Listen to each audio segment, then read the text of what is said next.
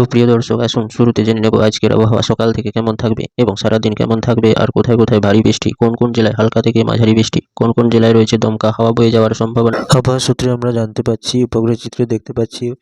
নতুন করে এক বঙ্গোপসাগরে ঘূর্ণাবর্ত সৃষ্টির জন্য পরিবেশ তৈরি হয়েছে এবং এই ঘূর্ণাবর্তটি আগামী কয়েকদিনের মধ্যে আবারও জোরালো আকার ধারণ করতে পারে, যার প্রভাবে নতুন করে ঝড়ঝঞ্ঝার সৃষ্টি হওয়ার সম্ভাবনা রয়েছে। তবে আজকে সারাদিন বাংলাদেশের বিভিন্ন জেলাগুলোতে কেমন থাকতে চলেছে, বাংলাদেশের চট্টগ্রাম, মহেশখালী এবং বরিশাল, বগুড়া, খুলনা এইসব জেলাগুলোতে আজকে দেখতে পাচ্ছি উত্তরে শীতল কনকনে বাতাস ক্রমশ প্রবেশ করছে, যার প্রভাবে জাঁকিয়ে ঠান্ডা পড়ার একটা সতর্ক বার্তা রয়েছে আবহাওয়া দপ্তর সূত্রে আরও জানা যাচ্ছে ঢাকা, কুমিল্লা, কৃষ্ণনগর, রাজশাহী, ময়মনসিংহ, সিলেট এইসব জেলাগুলোতে আমরা দেখতে পাচ্ছি উত্তরে শীতল বাতাস ক্রমশ প্রবেশ করছে, যার প্রভাবে আরও কনকনে ঠান্ডা পড়ার একটা হুঁশিয়ার দিয়েছে আবহাওয়া দপ্তর সূত্রে আরও জানাচ্ছে রংপুর, জয়পুরহাট, মালদা এইসব, ঠাকুরগাঁও এইসব জেলাগুলোতেও